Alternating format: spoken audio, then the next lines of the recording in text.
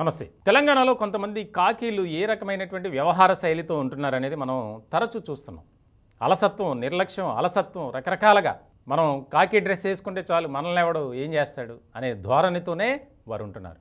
ఇలాంటి క్రమంలో ఉన్నతాధికారులు కూడా అలాంటి వారికి చెక్ పెడుతున్నారు. ముఖ్యంగా మనం ఇటీవల చూస్తే కనుక ఎంతోమంది పోలీస్ అధికారులు సస్పెండ్ అయ్యారు. విధుల్లో అలసత్వం, నిర్లక్ష్యం ముఖ్యంగా మనం చూసాం. బీఆర్ఎస్ మాజీ ఎమ్మెల్యే షకీల్ కుమారుడి వ్యవహారంలో పంజాగుట్ట సీఐతో పాటు బోధన్ సీఐ ఇద్దరూ కూడా, దుర్గారావు, బోధన్ సీఐ ప్రేమ్ కుమార్ ఇద్దరిని సస్పెండ్ చేశారు. ఇలాంటి సందర్భంలో జీడిమెట్ల సోరారం పోలీస్ స్టేషన్లో ఎస్ఐగా పనిచేస్తున్నటువంటి నారాయణ సింగ్, స్క్రీన్ మీద చూస్తున్నాం, ఆయనే నారాయణ సింగ్. ఆయన్ని ఇప్పుడు ఉన్నతాధికారులు సస్పెండ్ చేశారు. దానికి ప్రధానమైనటువంటి కారణం ఏంటంటే ఆ పోలీస్ స్టేషన్ పరిధిలో జరిగినటువంటి ఒక హత్య కేసుకు సంబంధించి విచారణ చేయటంలో, దర్యాప్తు చేయటంలో నిర్లక్ష్యం చూపించారు. మహిళ చనిపోయింది, చంపేశారు ఎవరో, దానికి సంబంధించి కేసు రిజిస్టర్ చేశారు. కానీ విచారణ మాత్రం తూతూ మంత్రంగా సాగించి ఆ కేసును క్లోజ్ చేసే ప్రయత్నం చేశారు. క్లోజ్ చేశారు కూడా, ఆధారాలు దొరకట్లేదు రకరకాల కారణాలతో. కానీ ఆ మహిళ ఆ హత్యకు సంబంధించి అనేక రకాలుగా పోలీస్ స్టేషన్కి కంప్లైంట్స్ ఇచ్చారు.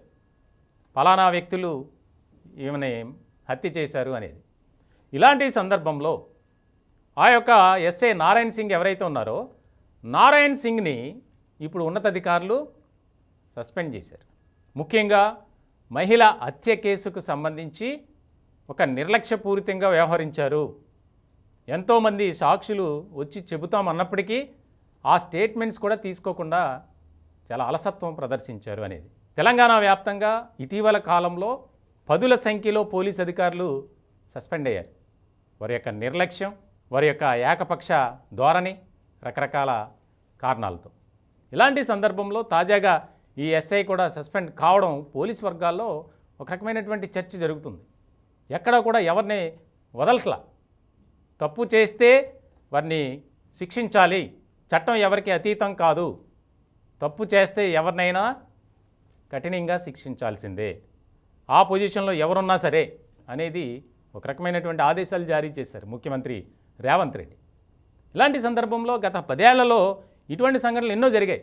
కానీ ఎక్కడా కూడా ఒక క్రమశిక్షణ చర్యలు కానీ, శాఖాపరమైనటువంటి చర్యలు కానీ తీసుకోలే.